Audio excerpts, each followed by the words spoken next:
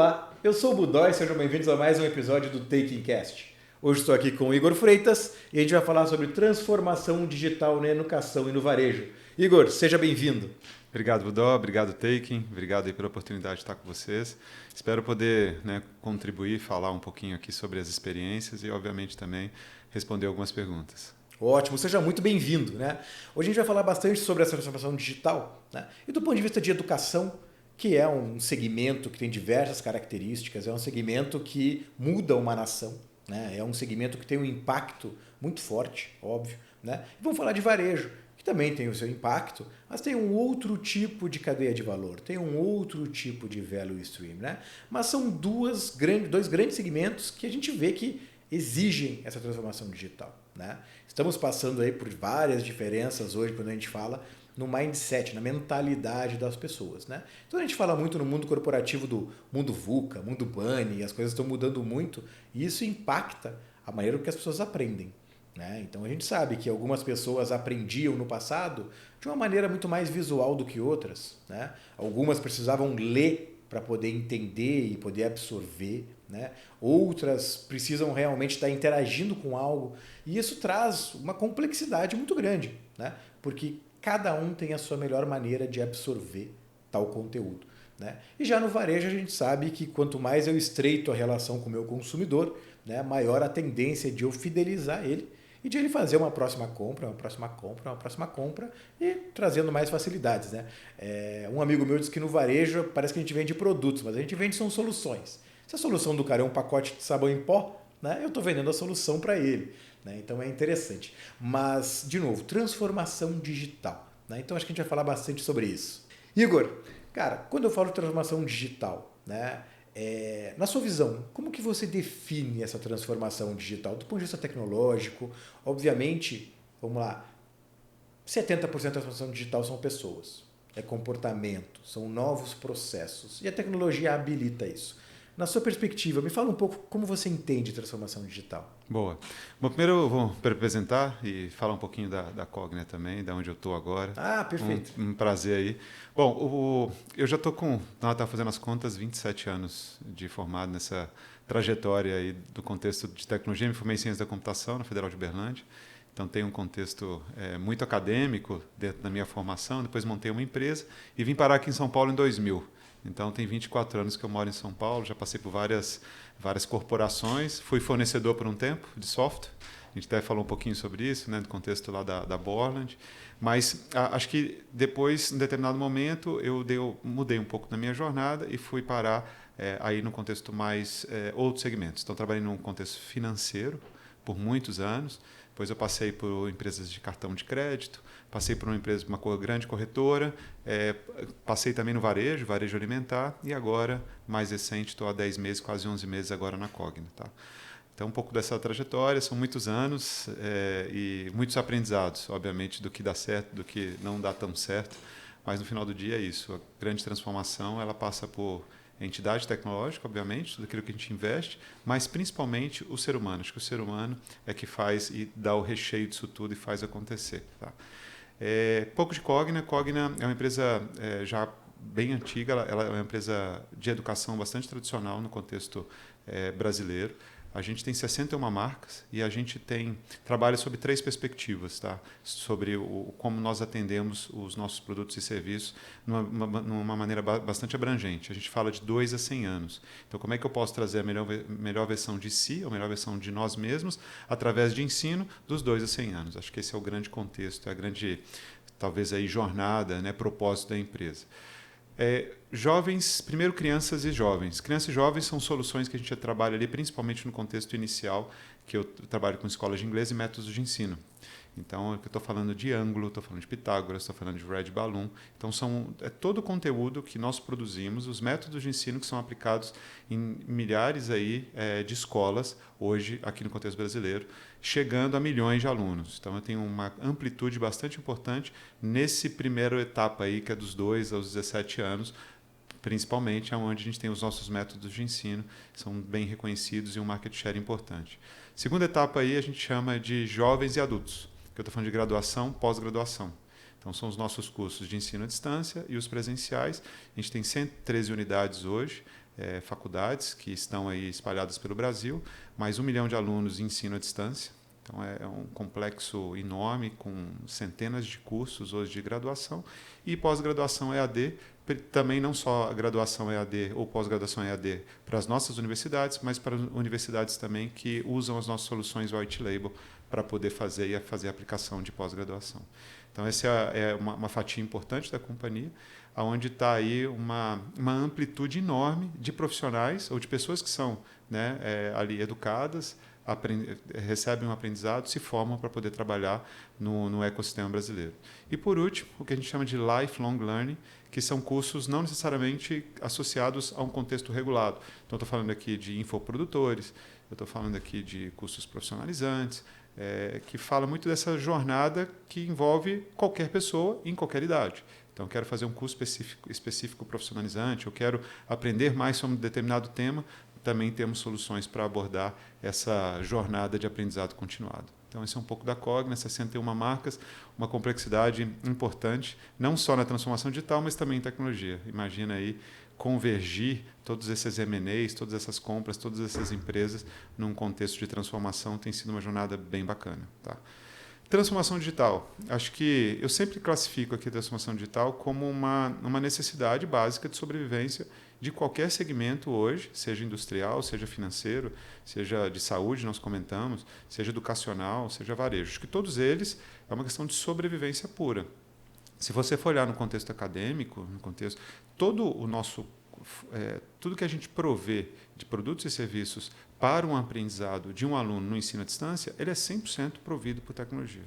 Desde o momento onde você vai fazer uma campanha para poder fazer uma aquisição, né, para poder identificar um grupo de pessoas que podem vir estudar com a gente, toda a mecânica que a gente tem aqui de ingresso desse aluno, a matrícula dele, a aplicação do vestibular, depois todo o conteúdo que é dado, seja aulas gravadas, seja conteúdo online, que é dado, né, ao vivo para essa pessoa, todo o fluxo de aprendizado, correção de trabalho, contexto administrativo de secretaria, até efetivamente a emissão do certificado ali, todo ele, 100%, ele é digital.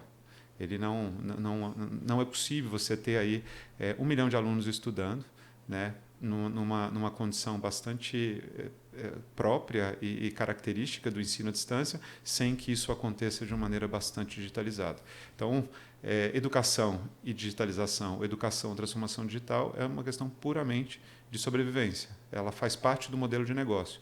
O investimento que a gente faz em tecnologia para que isso aconteça de maneira mais fluida possível e que as soluções possam ser, obviamente, humanas e permita a interação, seja do tutor, do professor ou entre alunos, mas principalmente que ela aconteça de uma maneira fluida, sem grandes atritos, para que você possa, de verdade, fazer os processos de aprendizado, efetivamente colocar ali, ser aprovado dentro desse contexto, entregar os seus trabalhos, fazer as suas provas, concluir o seu curso, se formar e, eventualmente, lá no fim, quem sabe, também te ajudar na sua empregabilidade. A gente tem uma solução hoje que chama Empregaí, que está inclusive em produção, que eu tenho aí uma base imensa de currículos e de vagas do mercado que eu faço um match, aonde a pessoa já se formando, eu já consigo identificar possíveis, ajudo ela na entrevista, ajudo ela na capacitação e na criação do currículo e ajudo também na dedicação de vagas para que ela possa eventualmente se aplicar. Então, é muito disso que a gente fala, a tecnologia é a base disso. Parou um sistema, ou você teve uma inconsistência numa regra de negócio, ou o seu contexto de cloud não funcionou corretamente, qualquer coisa impacta diretamente ou um fluxo de ingresso, ou um contexto acadêmico, ou eventualmente todo o contexto de secretaria. Então, esse é muito da vida que a gente tem aqui. Então, a transformação digital é isso. Conseguir permitir que o seu segmento, que o seu negócio funcione de uma maneira adequada, com tecnologia embarcada, através de uma mudança construída por pessoas. Acho que essa é a definição que eu trago aí. Muito, muito legal saber mais sobre a Cogna, né? E entender como a Cogna hoje está, então, né, nesse primeiro pelotão quando a gente fala em transformação digital, pelo que você compartilha conosco, né?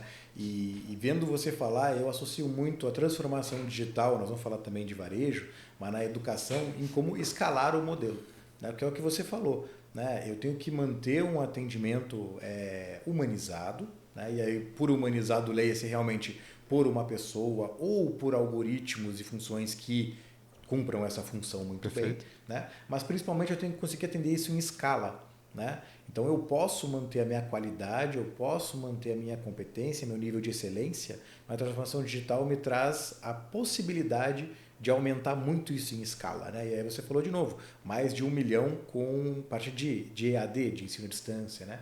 Então acho que disso que você falou, me chamou muita atenção isso, né? Poder dizer que a transformação digital me faz crescer o business em escala. Exato. Uma coisa bacana, eu talvez até tenha esquecido durante a descrição da Cogna, uma fatia nossa importante, talvez eu tenho 2 serviços importantes na companhia dentro desses 2 a 100 anos dos produtos e serviços, que é o conteúdo e a viabilidade desse conteúdo através de ferramentas e soluções educacionais. Conteúdo, por exemplo, hoje a gente é dono da editora Saraiva, editora Scipione, editora Ática. Então a gente produz livros didáticos e paradidáticos para o grande contexto brasileiro. Então, só para você ter uma ideia, hoje 30% a 35% dos livros do Programa Nacional de Livros Didáticos, do PNLD, eles saem das nossas editoras. Então, ele tem uma abrangência bem importante para um aluno lá numa escola estadual ou municipal. E, obviamente, todo o conteúdo que eu produzo para o contexto não só acadêmico, ensino básico, mas para todo o contexto de ensino de graduação e pós-graduação. Só para você ter uma ideia, hoje eu tenho quase 20 estúdios de gravação, onde eu gravo todas as aulas, de um curso de gastronomia até efetivamente um curso de administração ou de ciência da computação. Então, a amplitude do conteúdo que a gente produz ele é tão importante o como eu viabilizo esse conteúdo através de soluções lá na ponta. Então, eu preciso conectar essas 2 pontas. Gerar um conteúdo de qualidade, que é uma das grandes motivações e uns capítulos mais importantes da Cogna, e viabilizar isso através de solução tecnológica para que o aluno possa usufruir desse conteúdo de maneira adequada, em escala, como você colocou. Hoje, o ensino de graduação ele tem uma regra. Para que eu possa fazer o ensino, prover um serviço de AD, eu preciso ter um tutor, que nós chamamos de tutor hoje, que é a pessoa que vai te acompanhar ou acompanha um determinado conjunto de pessoas nas suas atividades básicas, seja respondendo uma dúvida, corrigindo um trabalho, interagindo, te ajudando também nas questões administrativas, acadêmicas e de secretaria. Esse tutor é um ser humano. Então, a gente traz ali também ferramentas para que ele possa também exercer o seu papel de uma maneira mais eficiente dentro do contexto de acompanhamento, para que ele também não tenha que ficar executando atividades tão manuais ou tão... Por exemplo, a gente tem uma das soluções que a gente lançou, a gente já tem 1 milhão de trabalhos corrigidos com IA generativa. Então, imagina um tutor hoje, que ele precisa pegar um trabalho, não só o TCC, mas os trabalhos que são escritos durante a jornada acadêmica, e ele precisa corrigir isso. O que a gente faz? Eu pego esse documento, pode ser tirando uma foto ou através de um meio digitalizado que a pessoa passa a prova para a gente, eu faço toda a correção dela hoje, com IA generativa, e coloco ali à disposição do tutor uma indicação de qual rating, qual que é a qualidade, exatamente, qual que é o score de avaliação identificada para esse conteúdo. Porque eu preciso fazer uma análise sintática e semântica, eu preciso fazer uma análise de correlação do próprio texto e, obviamente, correlação com o conteúdo que ele está produzindo, que tem que ser adequado também. Então, eu entrego tudo isso na mão do tutor e o tutor, no final do dia, faz a avaliação final, identificando que ele foi bem ou foi mal e dando uma nota efetivamente para aquilo. Só para você ter uma ideia, são 1 milhão de trabalhos já corrigidos durante essa jornada de 12 meses. Então, para a gente é super relevante colocar à disposição ferramental, tanto para o tutor, para ele ter tempo para poder atender de uma maneira melhor, quanto para o aluno para ter mais qualidade e menos viés, menos essa necessidade de que um ser humano possa errar ou acertar mais ali com ele. Então, esse é uma das mecânicas que a gente acaba implementando para ajudar, justamente como você colocou, escala. Só é possível através de tecnologia. Sim. E a gente falou um pouco, mas essa extensão da régua de relacionamento com o aluno, então o egresso, o alumni, enfim, estender a regra de relacionamento, aí você falou do long life learning, É long life learning ou lifelong learning? Eu sempre achei que era long life learning. É long life learning. Então, essa perspectiva me faz, com transformação digital, me trazer, e aí falando de IA generativa, fazer um tutor que pode acompanhar um profissional por toda a vida profissional dele, trazendo ferramentas, trazendo pontos que podem acelerar o dia a dia dele. Então, você aumenta, aí, do ponto de vista de produto digital, do ponto de vista de mercado, o LTV, né, daquele aluno. Perfeito. Né? Então você lembrando consegue ir mantendo isso, por favor. Lembrando que nossas jornadas são de 3, 4, 5 anos. Então, como é que você mantém esse aluno engajado no ensino à distância, principalmente, desde o dia zero que ele se matriculou, fez o vestibular, se matriculou, até o momento que ele se forma?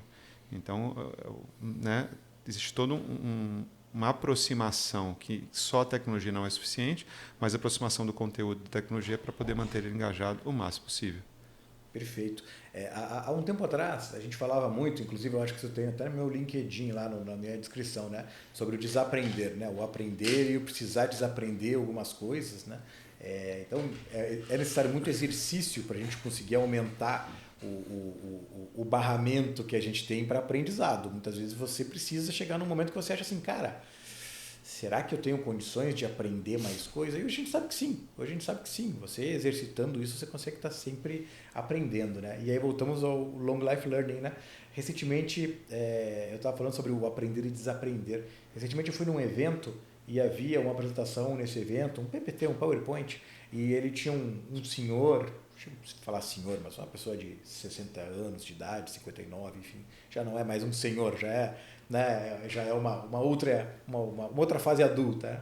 E dizia, eu fui sênior, né? E agora sou júnior, né? E isso num loop, assim, num ciclo. E isso me traz muito essa visão do long life learning, porque tipo, hoje com a longevidade, como a gente tem aumentado a expectativa de vida, vai tendo sim possibilidade de alguém, por exemplo, fazer um curso de marketing com 60 anos de idade. Totalmente. E seguir uma potencial carreira de marketing mesmo a partir de 60 anos de idade. Ou, de repente, alguém sempre teve um sonho de ser um médico. Né? E por que não fazer medicina com 30 anos, 35, 40? Parece uma loucura, né? Pelo tempo de residência e tudo mais. Mas, de novo, com o aumento da expectativa de vida e com o grande crescimento dessas ferramentas de long life learning, né? De poder fazer esse acompanhamento, tudo, sim, é possível.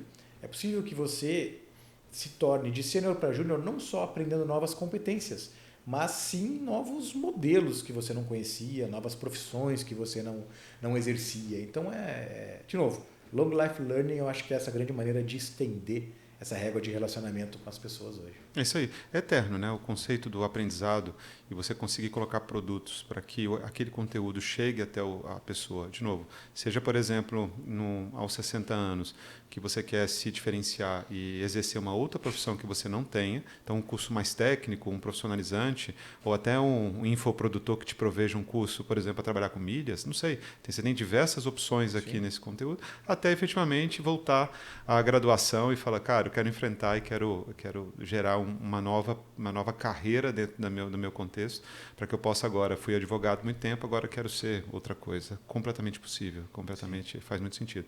Um dos nossos desafios, a gente até falou um pouco sobre ele, é como é que a gente trabalha o ensino, porque imagina que a gente, por característica, talvez a gente deve ter a mesma idade, na nossa época, a gente tinha uma preocupação e eram momentos da vida, né? Você terminava o segundo grau, naquela época chamava segundo grau, e vou fazer um vestibular. Vou ficar os meus 4 anos, eventualmente você tem condição até de trabalhar de maneira conjunta, mas o grande objetivo dessa etapa da vida era vestibular e efetivamente depois trabalhar, ou trabalhar durante, mas principalmente focando numa profissão. Hoje em dia isso está mudando muito, que é uma questão dessa aproximação cada vez mais necessária, até pela característica do nosso país, como é que essa aproximação acontece de maneira mais imediata entre a profissão, entre um ser humano que precisa trabalhar, versus o conteúdo e o aprendizado que ele precisa ter. A gente chama isso, o mercado de educação chama isso, a gente estava até falando sobre, que é o adaptative learning, que é você ter o ensino adaptativo no contexto. Como é que eu, sim...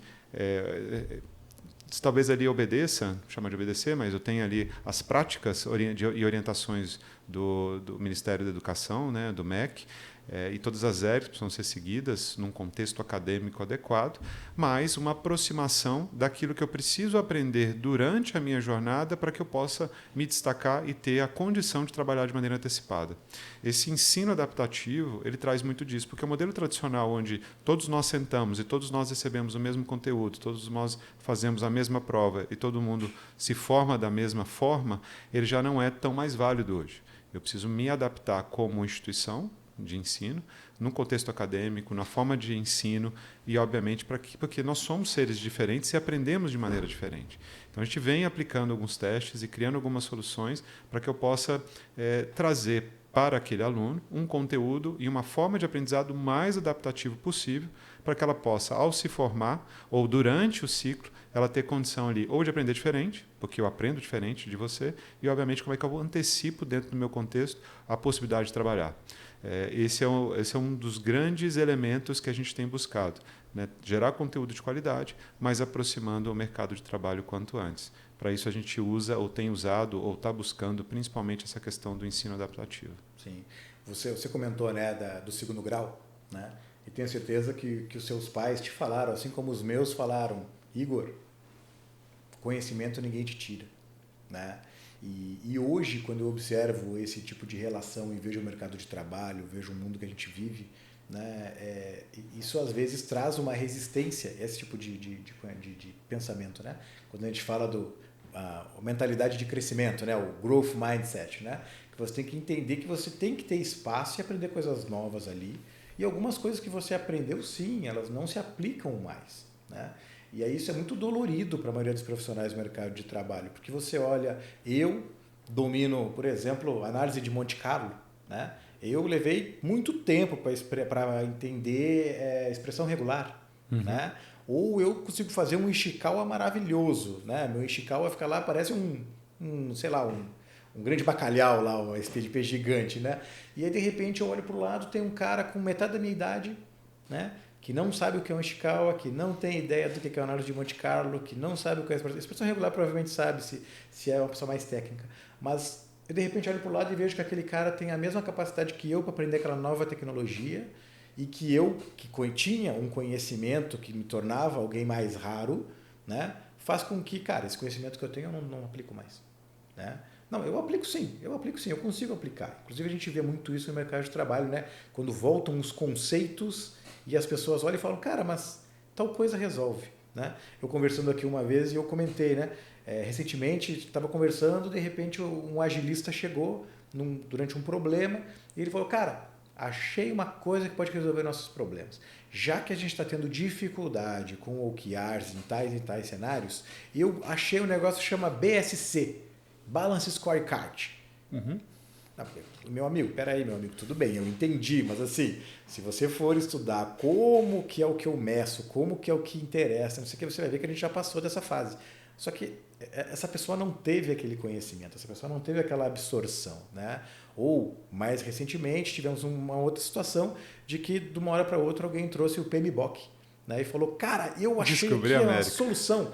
Tem aqui nesse documento, a gente encontra a gestão de stakeholders, que dá para fazer um diagrama de V. Tudo bem, não, eu sei, só que a gente pulou essa etapa em algum momento, né? E aí, por isso que eu volto a falar, tipo, a gente está sempre reaprendendo essas coisas, né? Mas voltando do Long Life Learning, cara, a gente está sempre aprendendo.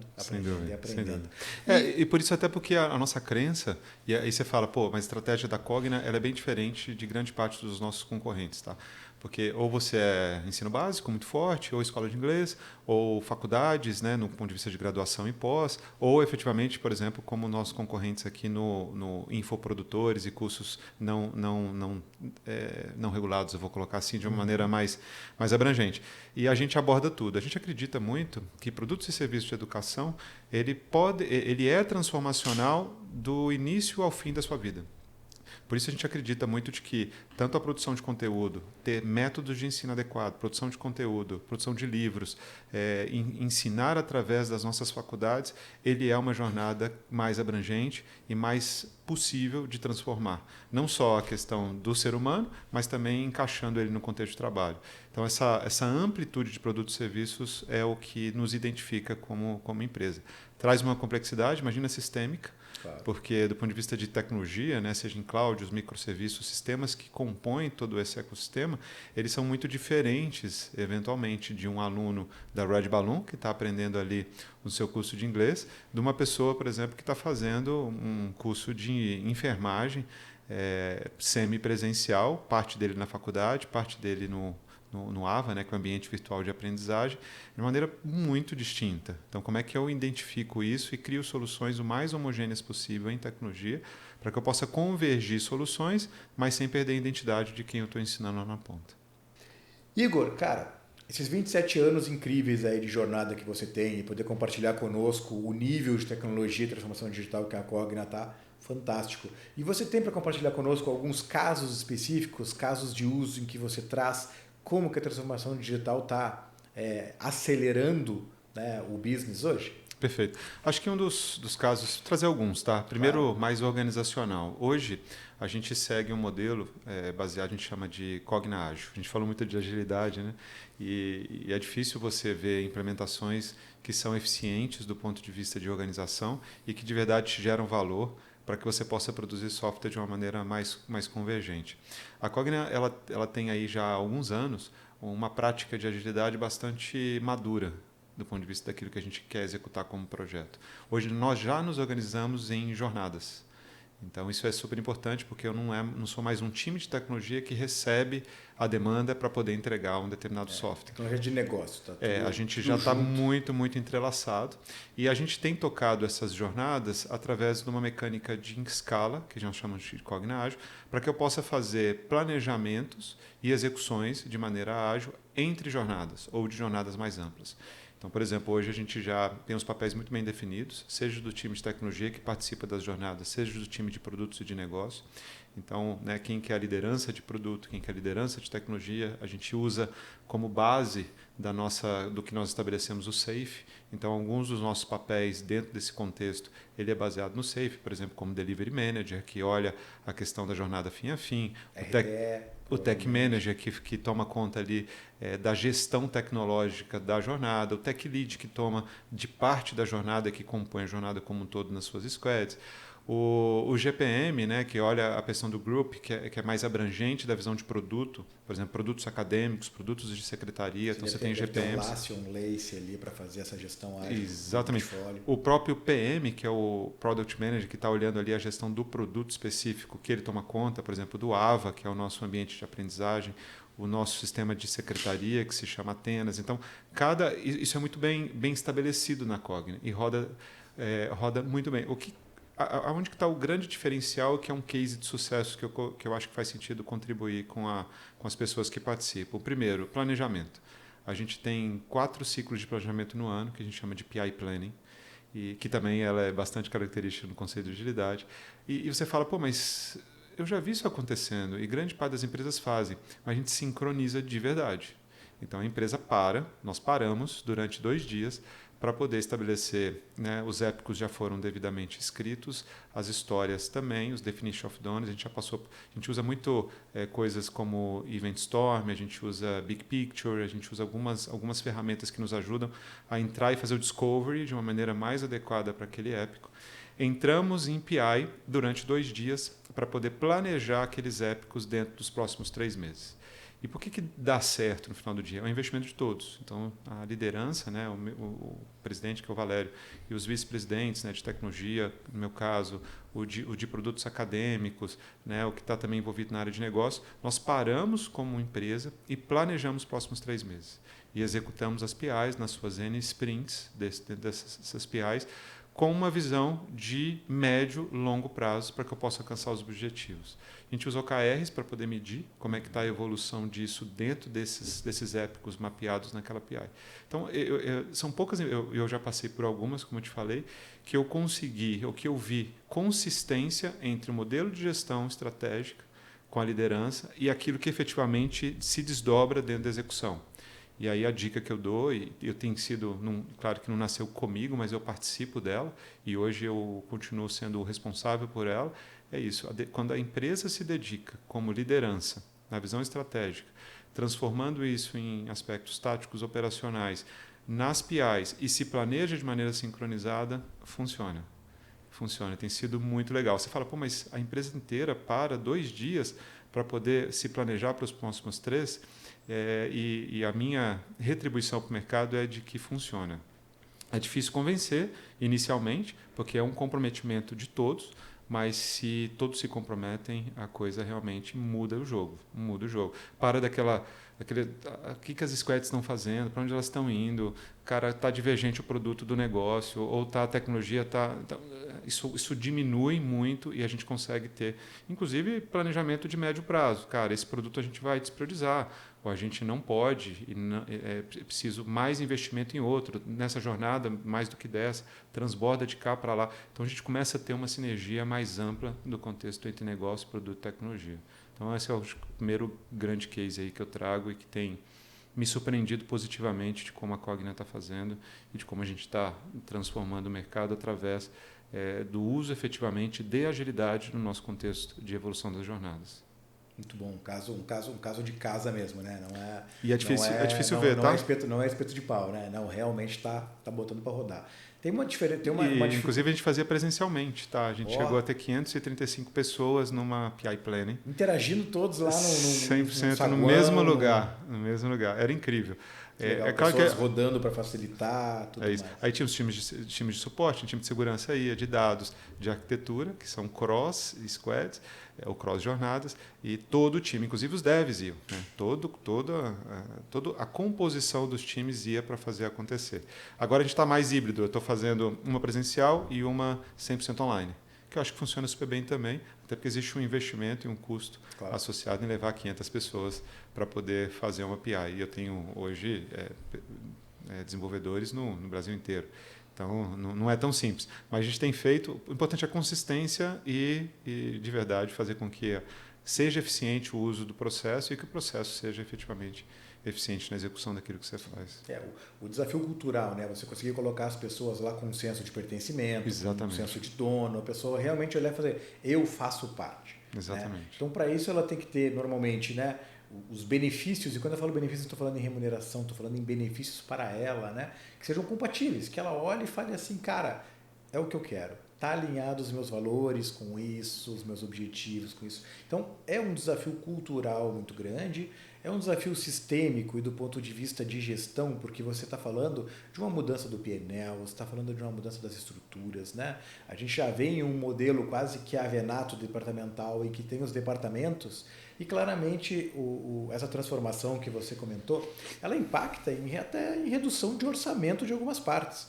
Né? Porque enquanto você tinha pessoas que compunham de um orçamento X, quando você dilui isso dentro das jornadas ou das cadeias de valores diferentes, esses orçamentos todos eles acabam eventualmente mudando, né?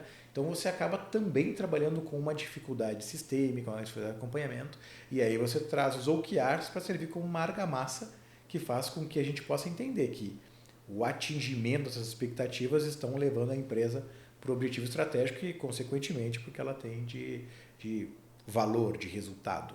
Né? Exatamente. Então, muito legal, mas é um baita desafio. Muito desafiador.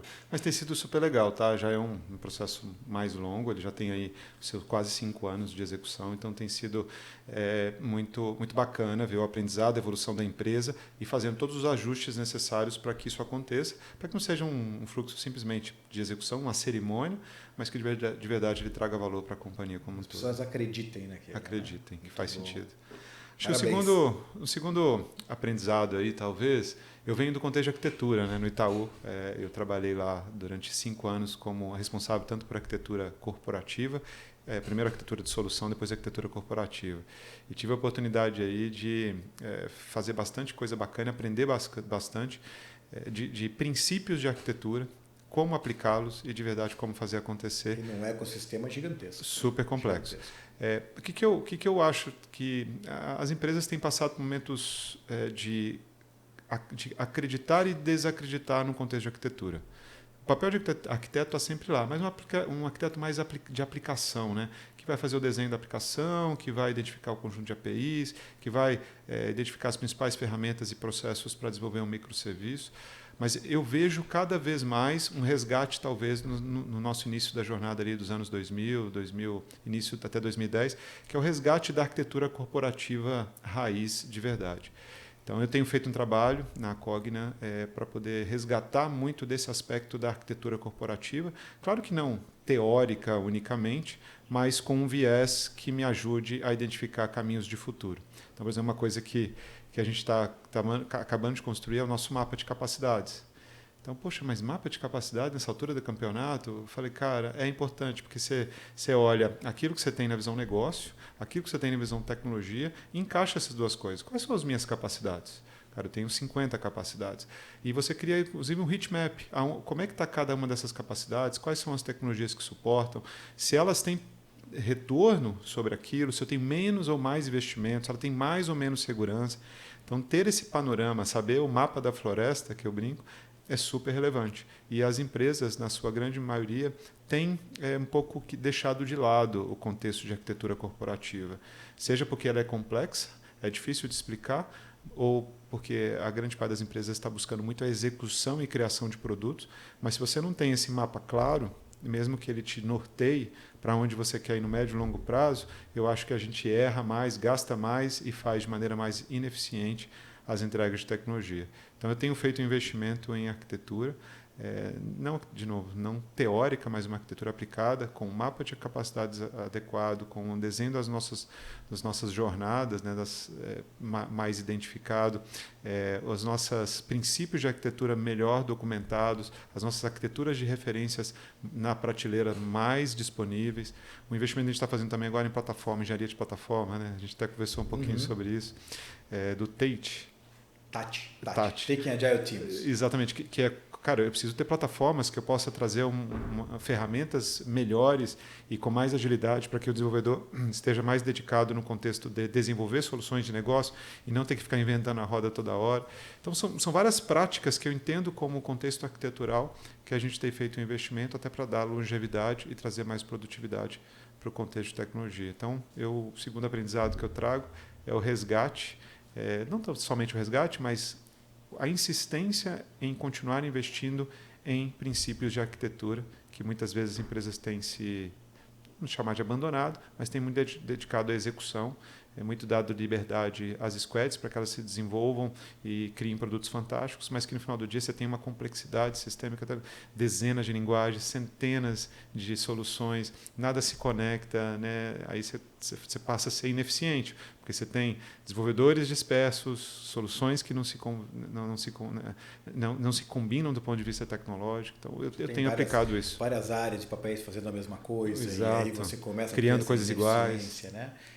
Isso dá um podcast para a gente falar exatamente só disso, mas eu costumo dizer que empresas listadas, elas quase têm uma obrigação de conseguir trabalhar a sua arquitetura corporativa, porque quem está olhando de fora tem mais segurança, mais confiança no que está acontecendo ali. Né? Empresas não listadas, elas podem sim ter uma tendência a dar um bypass em algumas regras, em alguns axiomas, em alguns desenhos específicos para você melhor fazer uma arquitetura corporativa. Né? Então, eu preciso que esteja pronto, eu preciso que esteja feito. Né? E como ela não é listada e teoricamente você precisa dar, você precisa dar, esqueci o termo agora, mas você tem que dar satisfação, né? Você tem que dar satisfações para menos pessoas. Né? Então, teoricamente, cara, depois a gente vê isso aqui. Não, mas eu tenho duas áreas aqui que estão concorrendo, está dando um problema, porque isso aí no final você nem sabe, mas impacta no merge do que você está fazendo lá na ponta. Né? E a gente tem isso em alguns clientes de algumas tecnologias, né? Que quando você vê, você tem 4, 5 áreas, por exemplo, eu estou batendo um pouquinho no tecnês, em que, cara, aquilo ali exige um esforço de merge gigantesco, porque não vou nem falar que falta uma diretriz de botar um branch correto, ou uma diretriz de fazer um comentário, colocar alguma informação específica no código. Mas é realmente quando você vai fazer o Ishikawa, vou voltar a entregar minha idade aqui, quando você volta para o Ishikawa, você percebe que, cara, mas peraí, isso aí eu resolvo se eu conseguir determinar melhor quais são as responsabilidades de cada área e eu conseguir entender como que a comunicação flui, né? O follow the data, né? Como que a comunicação flui, porque eu vou entender. A responsabilidade disso é daquela jornada, é daquele value stream, né? E se porventura eu falar que é daquele departamento, eu tenho só que ter cuidado para não voltar um pouco atrás e voltar para o silo, né? Porque quando a gente fala em departamento, você já começa a ter uma ideia de silo. E você não tem um departamento de uma jornada, você tem uma jornada, né? O departamento ele acaba sendo cross, né? Cross E um modelo jornadas. matricial. Isso também é uma diferença cultural muito grande. Perfeito. E acho que o terceiro grande aprendizado que a gente tem feito aí, a gente, como empresa de educação, pelo menos no nosso segmento, a gente vem investindo muito em inteligência artificial, tá? E tem sido uma jornada bem interessante. Ela começou lá atrás, há mais ou menos quase 2 anos, né? Acho que todas as empresas ali, quando se depararam com a evolução... Obviamente, estou falando de inteligência artificial tradicional, estou falando de inteligência artificial generativa, porque a inteligência artificial a gente já usa machine learning nos nossos processos de churn, nos nossos processos de toda a parte de matrícula, retenção de alunos, a gente já tem isso aplicado há alguns anos. Mas quando a gente entra nessa jornada de inteligência artificial generativa, a gente entra de cabeça. E tem sido um período, tem sido um momento muito interessante para a Cogna nesse sentido. A gente tem estabeleceu um processo baseado em 3 grandes pilares. Tá?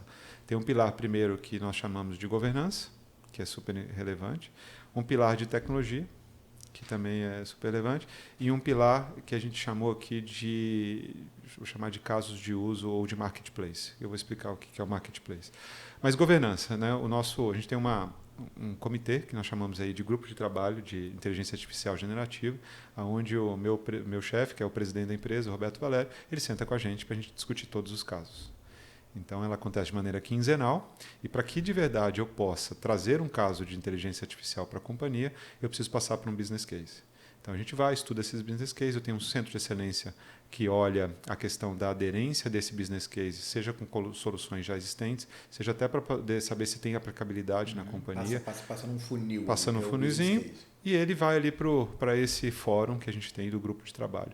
Menos com a força de centralizar, porque eu não centralizo. Hoje a minha forma de viabilizar casos de inteligência artificial na companhia é descentralizado, mais governado.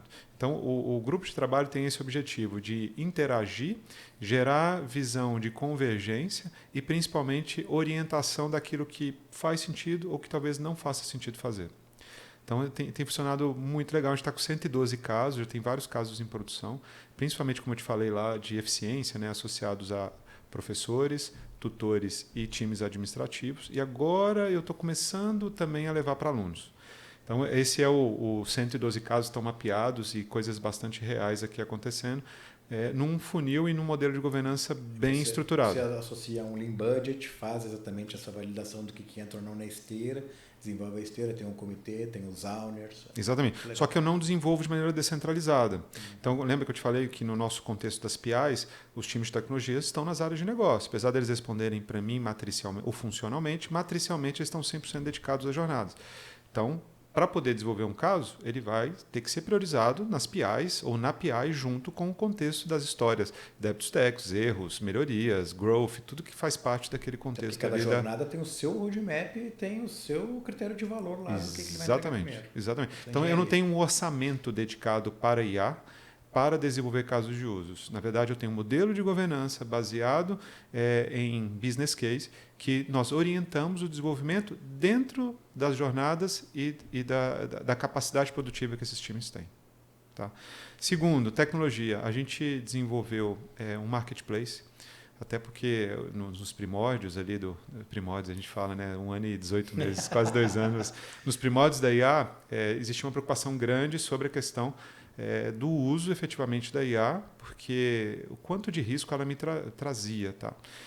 Como a gente trabalha com conteúdo, né, seja conteúdo de imagem, de vídeo, de livros, de métodos de ensino, de apostilas, eu não podia deixar com que todo esse conteúdo fosse ou colocado na interação de uma internet pública, de um contexto de LLM público. Então, nós criamos um marketplace que nós chamamos de Cogna IA. E o Cogna IA ele tem várias peças que fazem a composição de um marketplace de IA para a companhia. Então, um primeiro componente ali é o Cogna IA Text, ou de texto. Então, toda a interação hoje dos nossos editores, das pessoas que precisam fazer um resumo de um conteúdo, criação de um livro, tudo isso ele usa um contexto privado de uso de... Hoje eu uso tanto Bedrock, com a AWS quanto o OpenAI com o Microsoft. Eu tenho essas duas versões hoje disponíveis dentro do contexto da companhia, onde os tutores, editores, né, nossos professores, eles interagem com o nosso conteúdo através de uma mecânica segura dentro do nosso ecossistema. Então, esse foi o primeiro grande lançamento que a gente colocou ali na prateleira. E hoje eu tenho uma interação grande dos funcionários com os nossos conteúdos através do uso de IA, de uma maneira bastante controlada dentro da companhia. Em toda interação homem-máquina, vocês acionam ele. Tem bastante uso. Por exemplo, produção de aulas, né? Então, o professor entra para produzir uma aula, fazer um roteiro de aula, para ajudar efetivamente a escrever editar ou fazer a validação de um determinado livro. Curadoria. Curadoria não é curadoria que não é. Bom, tem um nome que é você fazer a revisão, fazer a revisão de determinado livro. Produção de imagem, produção de podcast. Tem bastante coisa que a gente usa o Cognia. E à medida que esse Cognia vai evoluindo, ou necessidades de negócio vão aparecendo, aí sim eu tenho 2 squads hoje que mantêm o Cognia vivo e criam um produto. Então eu tenho um produto de tecnologia chamado Cognia disponível no marketplace que eu evoluo ele através das necessidades de negócio. Então, agora é muito premente a questão de geração de vídeo. Então, eu incluo, ou, por exemplo, o Cognia roda dentro do Word hoje. Então, você cria os seus prompts dentro do Word e interage ali no momento que você está construindo um livro. Então, foi uma necessidade de negócio que a gente incluiu no Cognia para que fizesse parte ali da necessidade, de uma necessidade de negócio efetivamente, mas não compra uma solução e te dá uma solução. Eu trouxe uma solução e coloquei dentro do Cognia para que a empresa usasse.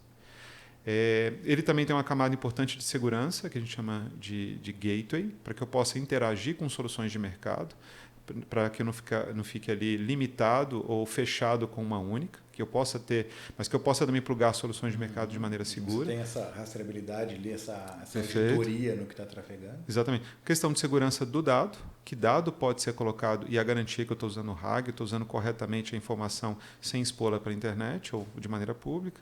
Questão de custo, eu faço todo o contexto do billing, dos tokens, dependendo da solução, mas eu olho todo o custo associado a uma solução específica que está usando, ou um indivíduo, eu sei exatamente quanto eu gasto de IA no contexto corporativo. Mais adiante, em alguma estratégia. Por exemplo, eu uso IA hoje nativa para matrícula. Então, hoje existe uma complexidade grande entre certificados, diplomas, eles não são padronizados no Brasil. Tem uma centena de tipos, dependendo da escola de segundo grau ou de ensino médio que você fez, ela vem com um padrão. Então, o cara que ia fazer a matrícula, ele tinha que pegar esse documento, ler, achar o endereço, achar o nome, fazer correspondência de aulas que foram feitas, currículo, histórico, escolar, tudo isso. Hoje eu pego isso tudo, faço um OCR padrão, jogo para a IA e a IA me dá toda a correlação de onde estão as informações necessárias para que a matrícula aconteça, independente do documento de origem. Então, hoje eu gastava, de média, 4 minutos para poder fazer a leitura desses documentos e fazer uma matrícula, hoje eu gasto 40 segundos. Então, e para isso tem token sendo usado no final do dia. Então, como é que eu faço a gestão desse produto específico nas pessoas de back-office que estão fazendo as matrículas? Então, essa é a mecânica que está no Cognia, para que eu possa também bilar e ver o quanto de dinheiro está custeando, se aquele produto está valendo a pena, se eu preciso fazer melhorias dentro dele nesse aspecto. Tem uma camada importante também de APIs, e bibliotecas, libs, porque nem sempre isso é uma interação humana. Às vezes eu plugo isso, como eu te falei, dentro de um contexto acadêmico. Então, a gente lançou o Edu. Edu é um agente de ensino adaptativo que começou a nascer ali dentro do contexto da graduação. Então, no momento ali da conclusão semanal de um determinado módulo, eu faço uma interação ali com o quiz, das perguntas e respostas que precisam ser colocadas, e o Edu aparece para a pessoa. E o objetivo dele é ajudar no ensino para que ele possa chegar na conclusão daquilo que ele mas nunca respondeu uma pergunta. Então, o Edu é uma API, né? Na verdade, ele usa a API nossa disponível do agente, então eu preciso colocar essa API ou essa biblioteca para que a aplicação, que é o assistente virtual de aprendizado, que é o LMS ou o AVA, possa interagir com essa API e prover esse serviço lá para o aluno. Então, tem um conjunto de APIs e libs aqui. Então, a gente vai crescendo para que ele seja de verdade um marketplace, com soluções internas, com composição de soluções externas, com segurança, com billing, é quase que uma plataforma de desenvolvimento de IA disponível para que a empresa possa crescer através dela. E ela é meio crowdfunding, né? Outras áreas vão criando componentes, a gente identifica que faz sentido e coloca no marketplace para o próximo usar. Então tem sido uma jornada também super interessante, muito promissora. A gente tem casos muito reais acontecendo, né? Casos inclusive de redução de custo, eficiência muito forte, e agora colocando na visão do aluno com muito cuidado, porque eu não posso jamais gerar conteúdo ou que o LLM gere um conteúdo inadequado, dado o contexto de aprendizado que eu te falei aqui, que ele é 100% regulado. Igor, cara, nosso tempo está acabando. Fantásticos pontos. São 27 anos de uma história incrível e obrigado por compartilhar conosco tudo que a Cogna também está fazendo. Claramente está nesse primeiro pelotão da transformação digital. Quero agradecer a tua participação, convidar para vir próximas vezes, porque claramente tem muitos assuntos aqui que a gente vai desdobrar em outros podcasts, né? E discordar, inclusive. E discordar, você tem toda a razão, você tem toda a razão. Então, muito obrigado. Eu que agradeço e me coloco à disposição. Como eu falei aqui, a gente colocou assuntos relevantes, interessantes e que não são unanimidade. Seja, por exemplo, a forma como a gente está trabalhando no uso de IA, seja no contexto de arquitetura. Como eu te falei, nem todo mundo acredita no modelo mais teórico ou menos teórico de arquitetura e, obviamente, em modus operandi de agilidade. Tem inclusive xiitas aqui, ou pessoas que acreditam mais para um lado, mais para o outro, que a agilidade talvez não funcione no modelo X ou no modelo Y, talvez é melhor usar Kanban. Então, tem várias discussões em como eu me organizo para poder governar. Eu não sou nem aquém nem além, né? Eu não acredito que um modelo 100% de agilidade, onde somente a capacidade produtiva é suficiente para poder te determinar, porque alguém vai te perguntar, tá bom, e quanto custa? E também não vejo o contexto unicamente tradicional que eu preciso fazer e ter ali na ponta do lápis todo o contexto de financiamento ou financeiro para poder fazer a viabilização. Acho que o equilíbrio está no meio. Como é que eu componho essas duas ações? No final do dia eu preciso saber quanto eu estou gastando e o que de receita e de retorno eu estou trazendo sobre aquilo. E eu também não posso perder o contexto de agilidade de autonomia que eu dou para os times. Então, o segredo, a gente puxa o próximo e deixa o convite, como é que eu conecto essas duas coisas. É isso aí. Uma vez eu vi a Luísa Trajano falando de que fazer mais com mais é fácil. Né? O grande desafio sempre foi fazer mais com menos. Né? Então é exatamente essa linha entre como que eu faço o correto, como que seja eficaz, mas que seja eficiente. Né? Excelente. Então é um grande desafio. Bom, eu sou o Budó. Fiquem atentos aos próximos episódios do Taking Cast no YouTube e no Spotify. Muito obrigado.